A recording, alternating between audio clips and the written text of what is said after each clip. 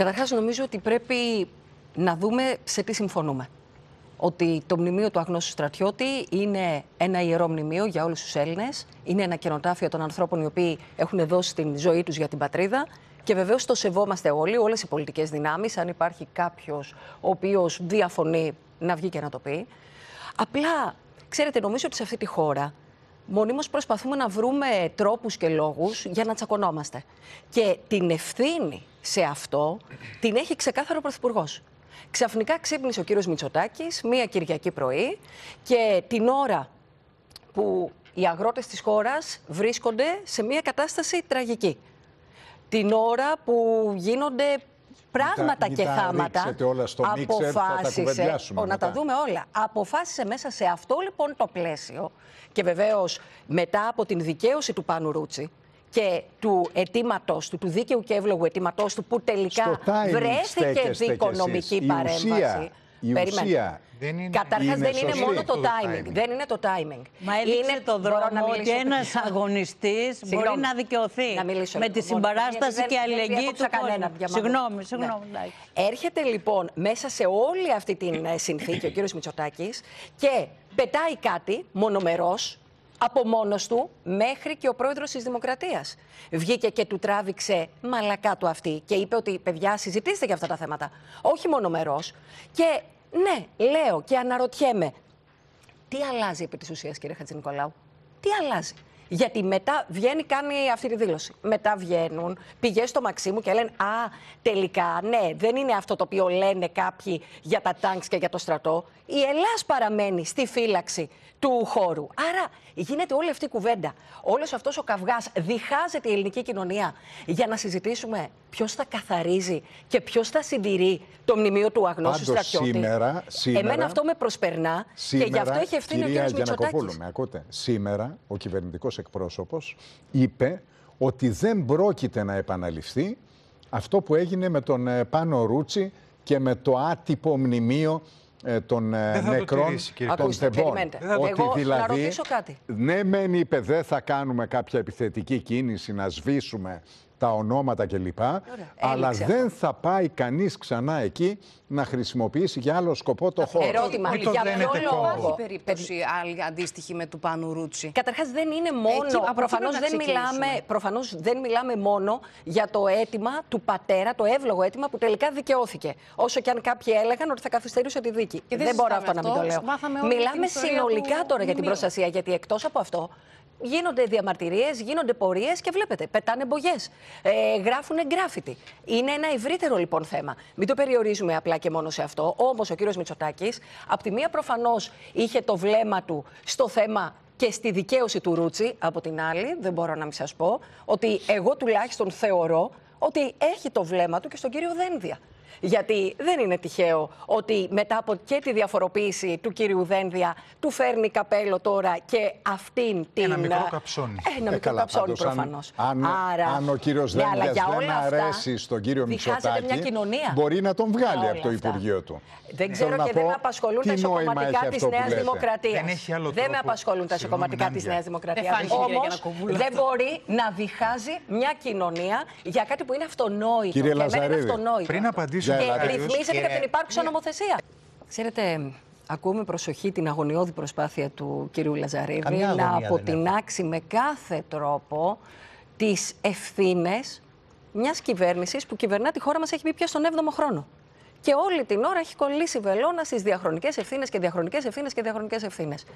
Κανείς δεν λέει ότι δεν υπάρχουν. 17 είναι από το 14. Και θα έπρεπε να και ολοκληρωθεί το 16. Ξαναλέω όμως, δεν ήμουνα εγώ ή το Πασόκ από το βήμα της Βουλής που έλεγε, όπως ο κύριος Καραμαλής, δεν τρέπεστε να αμφισβητείτε την ασφάλεια των σιδηροδρόμων και μετά από λίγες ημέρες να γίνεται αυτή η τραγωδία. Πρέπει να καταλάβετε κάτι. Κυβερνάτε 7 χρόνια πλέον και πρέπει κάποια στιγμή να μας πείτε και να μας απαντήσετε τι έχετε κάνει τόσο για το ζήτημα των τεμπών, όσο βεβαίως και για το ζήτημα τι κάνατε αυτή τη στιγμή για το σιδηροδρομικό δίκτυο. Θα κάνετε μια αυτή τη στιγμή λοιπόν. Αρμόδιο υπουργό, ας απαντήσει. Κύριε Λαζαρίδη, είναι πραγματικά τραγικό και το ξαναλέω το γεγονός ότι δεν αφήσατε να γίνει διερεύνηση των τυχόν ποινικών ευθυνών. Τυχόν ποινικών ευθυνών. Εμείς δεν είμαστε δικαστές για να καταδικάσουμε, αλλά θα έπρεπε να υπάρχει διερεύνηση των τυχόν ποινικών ευθυνών του κυρίου Καραμαλή για την 717. Μα το δικαστικό συμβούλιο έχει τη δυνατότητα να αναβαθμίσει το κατηγορητήριο. Δεν έχω αισθανθεί μεγαλύτερη ντροπή. Συγγνώμη κιόλας. Δεν έχω αισθανθεί μεγαλύτερη ντροπή από την εικόνα σύσσωμης της κοινοβουλευτικής ομάδας της Νέας Δημοκρατίας, όταν δεν πέρασε η πρότασή μας για τη σύσταση προανακριτικής, να σπάτε τα χέρια σας στο χειροκρότημα. Αυτό είναι κάτι που δεν πρόκειται να ξεχαστεί ποτέ. Επιτρέψτε μου απλά για να ολοκληρώσω. Καταρχάς, να απαντήσω και ως ένας άνθρωπος και πολιτικός που ποτέ δεν έχω μιλήσει ούτε για ξυλόλια, ούτε για χαμένα βαγόνια, ούτε για οτιδήποτε άλλο. Όμως, εδώ πέρα δεν μπορεί να ξεχάσουμε το γεγονός ότι ο ίδιος ο κύριος Μητσοτάκης άλλαξε 3 φορές άποψη σε 3 διαφορετικές συνεντεύξεις. Έτσι δεν είναι, κύριο Πορτοσάλτε? Άλλα είπε στον κύριο Θοδωράκη στην πρώτη συνέντευξη, άλλα βγήκε και είπε στον κύριο Σρόιτερ. Λανθασμένη παρέμβαση την ώρα που έγινε, κυρία Γιαννακοπούλου. Δεν παραβιάζεται. Ότι δεν μπορώ να το αποκλείσω τη δεύτερη φορά. Σχολίασα δυσμενέστατα τον κύριο Πρωθυπουργό. Είπε λοιπόν. Ο Σάκης προέβησε τέτοιου τύπου δηλώσεις. Το άφησε ανοιχτό. Το άφησε. Και μετά το ξαναπήρε. Τα υπόλοιπα είναι δικά σας των πολιτικών. Όχι, συγγνώμη. Δεν είναι των πολιτικών. Όταν ο ίδιος ο πρωθυπουργός της χώρας σας το είπα, δεν θα κάνουμε τώρα. Θέλετε να κάνω δήλωση σαν τους κομμουνιστές στη Μακρόνισσο. Ορθά ανοιχτό άφησε αυτό το ενδεχόμενο. Να ολοκληρώσω.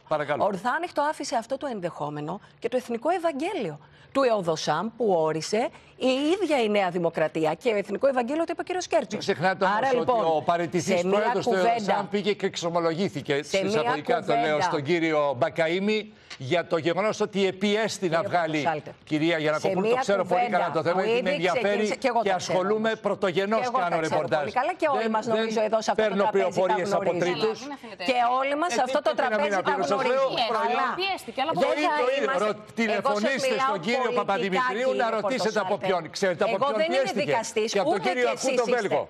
Ο κύριος Σακού λοιπόν λέει, πήγε ο Παπαδημητρίου λοιπόν στον κύριο Μπακαΐμη και του λέει: ήρθε ο κύριος Σακού, έχοντας και τους τεχνικούς συμβούλους από δίπλα στην ιστορία του ξυλολίου, προκειμένου να καλυφθούν οι ευθύνες για το πώς είναι κατασκευασμένα τα τρένα. Υπάρχει θέμα αυτό και θα εκεί. Το κρίνει η θα δικαιοσύνη. συζητηθεί και αυτό στη δίκη. Και ξαναλέω, εδώ να μην μπαίνουμε στη λούμπα, κύριε Πορτοσάλτε, και να γινόμαστε εμείς δικαστές μέσα στα πάνελ. Εγώ λοιπόν σας μιλάω αμιγώς πολιτικά. Και σας λέω ότι σε ένα περίεργο και ίσως τοξικό κλίμα το οποίο υπήρχε, ποιος έριξε περισσότερο νερό στο μήλο του λαϊκισμού από τον ίδιο Πρωθυπουργό με τα μπρος-πίσω.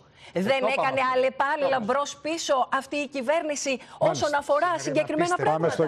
Άρα λοιπόν σηκώνουμε τα χέρια ψηλά, γιατί η λογική έχει και αυτή την ωριά της. Θα γίνει δίκη, απλά να κλείσω με αυτό, ότι θα γίνει δίκη. Και η δίκη και η δικαιοσύνη θα δώσουν απαντήσεις. Και σε αυτό νομίζω ότι όλα τα πολιτικά κόμματα πρέπει να συμφωνήσουμε ότι σε ώριμες δημοκρατίες όπως είμαστε, η δικαιοσύνη την τιμούμε, τη σεβόμαστε και θα σεβαστούμε και σεβόμαστε τις αποφάσεις της. Γιατί ακούω διάφορα πράγματα τα οποία οφείλω να ομολογήσω ότι με ανησυχούν. Με ανησυχούν όταν ακούω ότι δεν εμπιστεύομαι αυτό, δεν εμπιστεύομαι εκείνο, δεν εμπιστεύομαι. Βλέπετε να φοβόμαστε πολύ? Όχι. Εγώ σας βλέπω ανήσυχους. Εγώ μπορώ να σας πω το εξής. Ότι δεν υποτιμούμε τίποτα και κανέναν, αλίμονο. Και πάντως οι δημοσκοπήσεις ακούσατε, τον δείχνουν για δεύτερο κόμμα. Καθίστε πίσω από τη Νέα Δημοκρατία. Καθίστε, κύριε Χατζηνικολάου, εντάξει. Ακούμε για δημοσκοπήσεις. Αυτό είναι ένα πολύ μεγάλο θέμα. Πόσες? Πάρα πολύ μεγάλο θέμα, Χρήστο. Έχουμε 2-3 δημοσκοπήσεις κάθε εβδομάδα. Αυτό δεν έχει ξαναγίνει. Ακούστε, περίπου τα ίδια πράγματα λένε. Η οποία θα αμφισβητήσω. Θα μπορούσαμε να συζητήσουμε πόσα μέσα ενημέρωση έχουμε, άλλες τόσες. Εμένα θα μου επιτρέψετε να σας πω το εξής. Εντάξει, συμφωνώ. Να σας πω το εξής. Το να μιλάω για ένα κόμμα φάντασμα, και το λέω χωρίς καμία διάθεση να υποτιμήσω κανέναν, αλλά αυτή τη στιγμή κόμμα φάντασμα είναι ένα ενδεχόμενο κόμμα Τσίπρα. Δηλαδή, ακούμε, αλλά ακόμα δεν έχουμε είναι δει το κάτι. φάντασμα της όπερας, από ό,τι φαίνεται. Εντάξει. Εγώ θα σας πω λοιπόν ότι να δούμε τι καινούριο έχει να πει ο κύριος Τσίπρας, γιατί τα κόμματα κρίνονται με βάση το αφήγημά τους, με βάση τις θέσεις τους και βεβαίως με βάση και τα νέα πρόσωπα τα οποία παρουσιάζουν. Έτσι δεν είναι? Να τα δούμε όλα αυτά και εδώ πέρα θα είμαστε. Για εμάς όμως, κύριε Χατζηνικολάου, το βασικό είναι τι κάνουμε εμείς ως Πασόκ. Συνεργασία ενός τέτοιου νέου σχήματος με το Πασόκ θα μπορούσε να υπάρξει μελλοντικά? Εγώ θα σας ξαναπώ το εξής. Να ακούσουμε ποιες είναι οι θέσεις και οι προτάσεις του κύριου Τσίπρα. Να μιλάμε θεωρητικά επάνω σε οτιδήποτε, το θεωρώ ότι δεν έχει κάποια βάση. Που υπήρχαν συγκεκριμένες θέσεις του κυρίου Τσίπρα, το Πασόκ δεν έπαινε στη διαδικασία διαλόγου. Είναι καταστατική μας θέση και συνεδριακή μας θέση. Η αυτόνομη πορεία μας. Και νομίζω καταλαβαίνετε, κυρία Δούση, ότι δεν υπάρχει κανένα κόμμα. Και πόσο μάλλον όταν έχει και το ρόλο της αξιωματικής αντιπολίτευσης, το οποίο θα πει: ελάτε να με ψηφίσετε για να πάω να συνεργαστώ με το τάδε κόμμα. Άρα, νομίζω επίσης ότι όλη αυτή η κουβέντα, ότι ελάτε όλοι να συνεργαστούμε πάνω σε τι? Οι συνεργασίες γίνονται πάνω σε πολιτικές προτάσεις. Αλλά το ελάτε όλοι να συνεργαστούμε για να πάμε να νικήσουμε το Μητσοτάκη, νομίζω ότι περισσότερο δίνει δύναμη στο Μητσοτάκη και αποδυναμώνει εμάς και δείχνει και μια φοβικότητα που εν τέλει δεν χρειάζεται. Γιατί ο κύριος Μητσοτάκης έχει πάνω από 70% αρνητικές απόψεις. Αυτό λοιπόν πρέπει να δούμε. Κεντροαριστερών και αριστερών κομμάτων θεωρείτε ότι αυτό θα ενδυνάμωνε τον κύριο Μητσοτάκη? Το να λέμε ότι ελάτε όλοι να. Ελάτε όλοι. Έχει γίνει με επιτυχία στη χώρα στο παρελθόν και δεν εννοώ φυσικά το 2012. Με τον κύριο Καμένο, ή το 10. Όχι, δεν μιλάω γι' αυτό. Τσίπρα, να πέφτει στην αγκαλιά του κύριου Καμένου, οφείλω να ομολογήσω ότι δεν το λες και επιτυχία. Δεν το λες και επιτυχία. Είναι προτιμότερος ο Μητσοτάκης από τον Τσίπρα? Εγώ θέλω να πω το εξής. Ο κύριος Τσίπρας. Απαντήστε μου σε αυτό. Είναι προτιμότερος ο Μητσοτάκης από τον Τσίπρα? Το Πασόκ. Είναι καλή ερώτηση αυτή, κυρία Γιαννακοπούλου. Για εμένα προσωπικά, ακούστε. Εγώ παλεύω ως Πασόκ για να υπάρξει πολιτική ανατροπή. Γιατί θεωρώ ότι ο κύριος Μητσοτάκης δεν έχει να δώσει τίποτα περισσότερο στην ελληνική κοινωνία. Θεωρώ ότι ό,τι ήταν να δώσει το έδωσε και θεωρώ ότι πλέον οι πολιτικές του είναι αντιλαϊκές, ότι έχει αποτύχει στις μεγάλες μεταρρυθμίσεις. Ο κύριος Μητσοτάκης ήρθε για να φέρει υποτίθεται μεγάλες μεταρρυθμίσεις και να αλλάξει τη χώρα. Και ξαναλέω και ρωτάω όλους σας, τι έχει κάνει? Επί της ουσίας μικροπράγματα. Κάνω λοιπόν τον αγώνα μου ως Πασόκ για να αλλάξω. Μα συγγνώμη, εγώ είμαι Πασόκ και παλεύω για το Πασόκ. Δεν είμαι Πασόκ για να παλέψω για τον κύριο Τσίπρα. Και γιατί. Τι είπα να παλέψετε, να κάνετε ένα σχόλιο? Να ακούσουμε τι έχει. Μα τι σχόλιο, θεωρητικό? Καταρχάς, ξαναλέω, θα μιλήσω. Έχει δώσει ένα περίγραμμα. Νομίζω είναι πρόταση της μίας σοσιαλδημοκρατίας στην άλλη. Θα μου επιτρέψετε. Εγώ κάτι γενικολογίες και κάτι οριστολογίες έχω ακούσει μέχρι στιγμής. Ας μας πει λοιπόν ποια είναι η θέση του πάνω σε συγκεκριμένα ζητήματα. Εδώ πέρα είμαστε. Μην βιάζεστε. Εγώ δεν αγχώνομαι ιδιαίτερα. Πάμε και να στην ακούσουμε τι έχει να πει και εδώ πέρα είμαστε να τα δούμε όλα. Αλλά κάνουμε τον αγώνα μας ως Πασόκ για πολιτική ανατροπή, για κυβέρνηση Πασόκ. Στο τέλος. Ακούστε, εδώ πέρα μιλάμε καταρχάς για ένα πολύ σοβαρό σκάνδαλο. Γιατί άκουσα πιο πριν τον εκπρόσωπο της Νέας Δημοκρατίας να αμφισβητεί το γεγονός ότι είναι σκάνδαλο. Θα ξεχάσουμε και αυτά τα οποία ξέρουμε.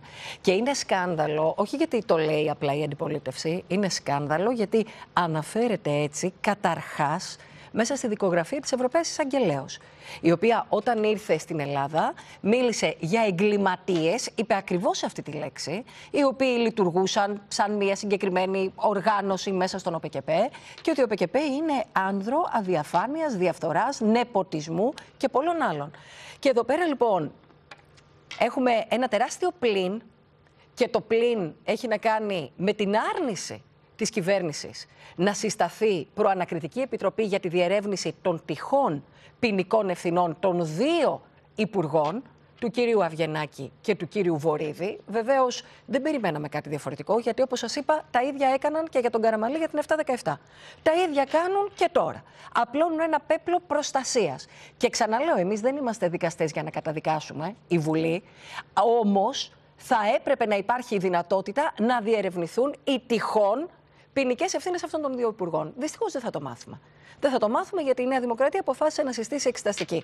Σε αυτή δε την εξεταστική περιμένουμε να δούμε και να συγκληθούν όλοι οι οι σοβαροί, οι μη μάρτυρες οι οποίοι έχουν λόγο. Περιμένουμε να δούμε αν αυτό θα γίνει αποδεκτό. Πάντως υπάρχει ένα μεγάλο ερώτημα το οποίο νομίζω όλοι σκεφτόμαστε. Ο κύριος Μητσοτάκης, το Μέγαρο Μαξίμου, που τους είχαμε οχλήσει κοινοβουλευτικά για το θέμα του ΟΠΚΠ, που είχε τον κύριο Βάρα συνεργάτη του στο Μαξίμου. Δεν του είπε, και τον έχει ακόμα. Δεν έμαθε, δεν κατάλαβε, δεν άκουσε τίποτε. Γιατί εδώ πέρα υπάρχει μια τεράστια προσπάθεια συμψηφισμού των ευθυνών μιας κυβέρνησης που διανύει πλέον την 7η χρονιά της, να μας πούν τι έγινε, και επιχαριλάω Τρικούπη προφανώς, για να αποσβέσει τις δικές της ευθύνες. Όμως οι ευθύνες σας είναι καταγεγραμμένες. Περιγράφονται μέσα στο πόρισμα της Ευρωπαίας Εισαγγελέως. Και όσο κι αν χτυπιέστε και προσπαθείτε σε ένα όντως πρόβλημα το οποίο υπάρχει, η αλήθεια είναι ότι η δικογραφία και οι ευθύνες αφορούν τη δική σας διακυβέρνηση. Ένα λεπτό έχετε για να κλείσετε. Και εμείς θα κάνουμε τα δυνατά για να αποδοθούν οι ευθύνες.